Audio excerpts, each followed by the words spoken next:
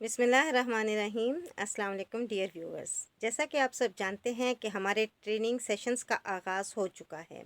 اور اس سلسلے میں آپ سب کا ایک واٹس ایپ گروپ بھی بنا دیا گیا ہے جس میں آپ سب کے ساتھ انٹریکٹ کرنے کا بھی موقع ملتا ہے اور آئس بریک ایکٹیویٹی میں ہم آپ کی رائے بھی جان لیتے ہیں۔ ہمارے اس سیشن کا چونکہ ٹاپک جو تھا وہ مورل ویلیوز پر تھا، اور مورل ویلیوز کو رکھنے کی وجہ یہ تھی کہ جب ہم ارلی چائلڈہڈ ایجوکیشن پہ بات کرتے ہیں تو اس میں ایز اے مورل ویلیو کو ایز اے سبجیکٹ پڑھایا جاتا ہے، تو اس سے یہ فائدہ رہتا ہے کہ بچپن سے ہی یعنی آغاز سے ہی بچوں میں مورل ویلیوز کی اہمیت جو ہے اجاگر ہونے لگتی ہے۔ اب اساتذہ اور والدین کے لیے ہم نے یہی ٹاپک کیوں رکھا، کیونکہ ہم نے کچھ ایسی مورالٹیز لیں، کچھ ایسی مورل ویلیوز کو سلیکٹ کیا تھا جو والدین سے بھی تعلق رکھتی ہیں اور اساتذہ کرام سے بھی تعلق رکھتی ہیں۔ سب سے پہلے اگر ہم بات کریں تو ہم نے رزق حلال کو لیا، پھر ہم نے سچائی کو لیا اور پھر ہم نے آنیسٹی یعنی ایمانداری کو لیا۔ یہ تینوں ایسی ویلیوز ہیں جو اساتذہ پر بھی آتی ہیں اور والدین پر بھی۔ سچ ہے اگر ہم بات کرتے ہیں رزق حلال کی، تو جہاں تو والدین کی ایک بہت مورل رسپانسبلٹی ہے کہ اپنی اولاد کو صرف اور صرف رزق حلال پر پالیں، رزق حلال کے ذریعے ان کو بہترین تعلیم دلانے کی کوشش کریں، تو دوسری طرف اساتذہ پر بھی ذمہ واری بن جاتی ہے۔ اور جیسا کہ میرے بہت سے جو گروپ کے لوگ تھے انہوں نے بھی بات کی، تو انہوں نے یہی کہا کہ جی جب ہم خود جو کرتے ہیں، چاہے اساتذہ ہیں چاہے پیرنٹس ہیں، اگر وہ خود ان مورل ویلیوز کو اپناتے ہیں، اپنے بچوں کے سامنے اس کا اظہار کرتے ہیں، پریکٹیکلی اس کو اپنی لائف میں امپلیمنٹ کر دیتے ہیں، تو نتائج یہی ہوتے ہیں کہ بچے بھی انہی مورل ویلیوز کو فالو کرنا شروع کر دیتے ہیں۔ تو یہ بات بالکل ٹھیک ہے کہ واقعی جو کچھ ہم زندگی میں کرتے ہیں ہم رول ماڈل ہیں، بحیثیت والدین کے بھی ہم رول ماڈل ہیں اور بحیثیت اساتذہ کے بھی، ایڈمنسٹریٹر کے بھی ہم رول ماڈل کے طور پر ہی سب بچوں کے سامنے آتے ہیں۔ اب رزق حلال پہ بات کریں تو ایک چھوٹی سی اگزامپل میں دوں گی، اور میں چاہوں گی کہ جب آپ کمنٹس کریں یا جب آپ گروپ میں اپنی جو ہے راہیں جو ہے وہ میرے ساتھ شیئر کریں، تو ضرور آپ بھی اس ٹاپک پہ بات کریں کہ رزق حلال صرف والدین کا ہی فرض نہیں بلکہ اساتذہ پر بھی آ جاتا ہے۔ دیکھیں جس طریقے سے اگر میں کسی گورنمنٹ کے اسکول میں کوئی پرنسپل کی پوسٹ پر بیٹھی ہوئی ہوں یا ایک اساتذہ کے طور پہ، ٹیچر کے طور پہ وہاں پہ کام کر رہی ہوں، اب جب میں گھر سے تو بہت اچھے طریقے سے ڈریس اپ ہو کے جاتی ہوں، اپنا رجسٹر، اپنی کاپی سب کچھ میرے ساتھ ہوتا ہے، نوٹ بک بھی رکھ لیتی ہوں۔ وہاں جا کر اگر میں ایک پرنسپل ہوں اور ایک آفس کی چیئر پہ بیٹھنے کے بعد اٹھنے کی زحمت گوارا نہیں کرتی، اور اپنے اس وقت کو گزارنے کے لیے جو مجھے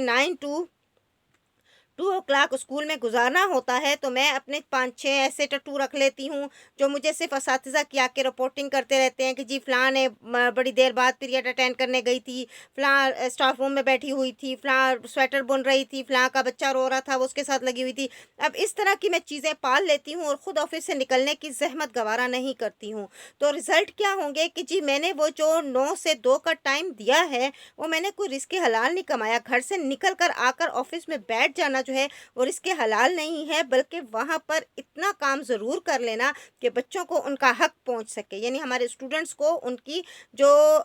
لرننگ ایکٹیویٹیز ہیں وہ اس میں انوالو ہوں اور اساتذہ ان کو پراپرلی پڑھا رہے ہوں، تو پھر سمجھے کہ میں اتنا تو تھکوں ایٹ لیسٹ کہ میں کم از کم چند راؤنڈس تو اپنے اسکول کے لے لوں، میں اتنا تو تھکوں کہ اپنے اساتذہ سے بات چیت کر سکوں، میں اتنا تو ضرور تھکوں کہ میں اگر فزیکل نہیں تو مینٹلی اتنی ٹائرڈ ضرور ہوں کہ میں ہر چیز کو ٹائم ٹیبل کو گو تھرو کر رہی ہوں، کوئی کس ٹیچر اگر اویلیبل نہیں ہے تو میں اس کی جگہ بھی پیریڈ اٹینڈ کر رہی ہوں، تو یہ سب چیزیں جو ہیں وہ رزق حلال کی طرف جاتی ہیں۔ اب جب اسی کا رزلٹ کیا آ رہا ہوتا ہے کہ جب میں وہاں پہ آرام سے بیٹھ کے گھر واپس آ جاتی ہوں، اپنے بچے کے لیے جب اسکول کی سلیکشن کرنی ہوتی ہے تو میں پرائیویٹ انسٹیٹیوشن کا انتخاب کرتی ہوں، اور میں کہتی ہوں نہیں جی میرا بچہ تو پرائیویٹ انسٹیٹیوشن میں پڑھے گا، لیکن میں دوسروں کے بچوں کو وہ تعلیم نہیں دوں گی جو میں اپنے بچے کے لیے ایکسپیکٹ کرتی ہوں۔ پھر وہاں پرائیویٹ اسکولز میں جب وہ بچے جاتے ہیں، اور بسا اوقات بہت زیادہ ایسی کمپلینٹ جو ہے وہ پیرنٹس کر رہے ہوتے ہیں کہ جی ہم نے تو بڑا پیسہ لگا دیا، ہم نے تو بڑا ٹائم دیا اپنے بچے کو، اور ہم نے تو بہت کوشش کی ہمارا بچہ پڑھ جائے، لیکن پتہ نہیں کیوں ہمارا بچہ پڑھ نہیں رہا ہے۔ تو بارہا میرا دل چاہا کہ میں کہوں کہ تھوڑا سا غریبان کو جھانکو، تھوڑا سا دیکھو کہ کہاں غلطی ہے، کہیں نہ کہیں کوئی ایسی غلطی ہے جو تمہارے بچے کی راہ میں رکاوٹ بن رہی ہے۔ تو بہرحال اسی لیے ہم نے یہ مورل ویلیو رکھی تھی جو اساتذہ پر بھی یعنی لاگو آتی ہے، تو دوسری طرف والدین پر بھی لاگو آتی ہے۔ اچھا دوسری طرف ہم دیکھیں سچائی، جب تک ہم خود سچ، جیسے میرے بہت سے جو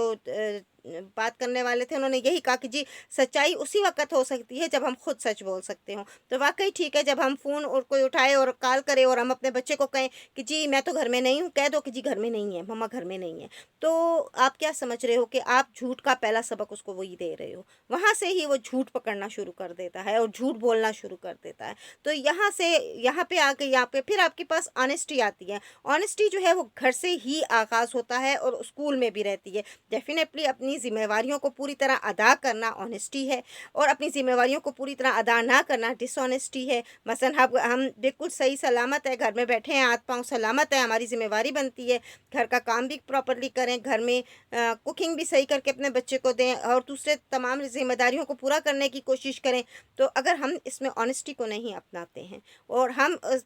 ऑनेस्टी में ये भी ज़हन में रखें कि सिर्फ झूठ नहीं बल्कि लेन देन के मामलात में ऑनेस्टी बड़ी इंपॉर्टेंट है। हमारा बच्चा हमें देख रहा है कि हम लेन देन के मामले में कैसे हैं। हम कहीं पे मुलाजमत अख्तियार करते हैं और जब वहाँ से निकलने लगते हैं तो वहाँ का सामान भी उठा के साथ लेके आ जाते हैं, जबकि वो हमसे बिलोंग नहीं करता। तो ये डिसऑनेस्टी हो जाती है।